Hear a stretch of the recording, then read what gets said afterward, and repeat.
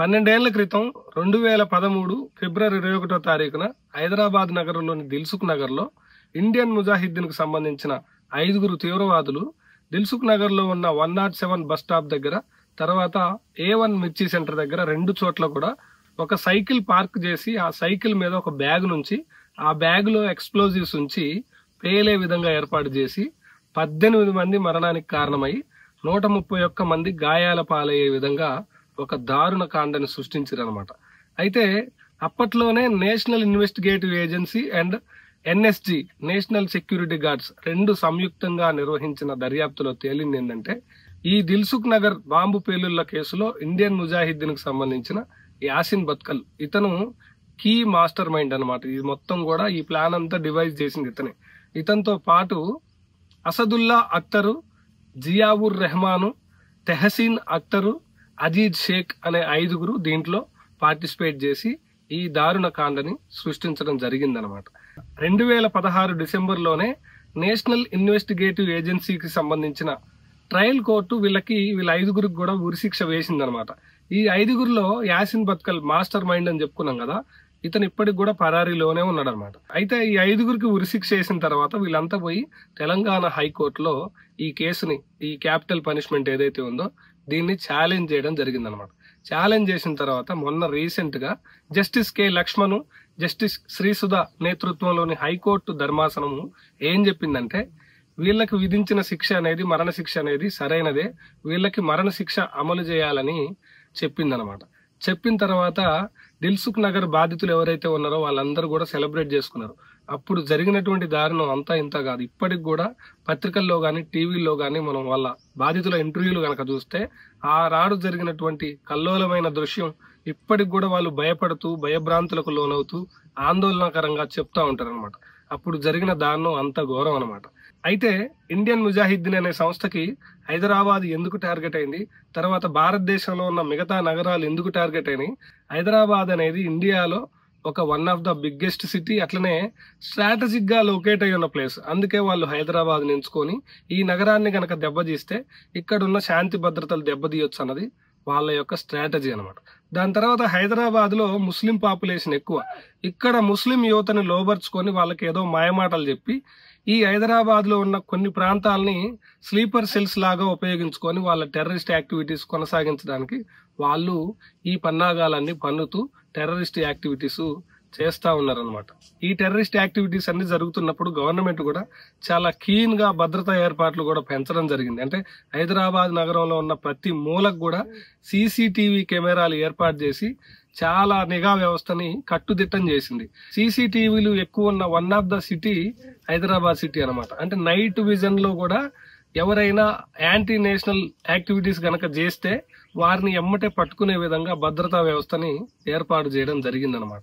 తర్వాత హైదరాబాద్ లో ఉన్న బంజారా హిల్స్ లో ఒకే దగ్గర కమాండ్ సెంటర్ ఏర్పాటు చేసి హైదరాబాద్ లో ఉన్న CCTV సిస్టమ్స్ కావచ్చు, భద్రతా వ్యవస్థను కావచ్చు, మొత్తం కూడా కంబైన్డ్ చేసి ఒక టైట్ సెక్యూరిటీని హైదరాబాద్ లో గవర్నమెంట్ ఏర్పాటు చేయడం జరిగిందనమాట.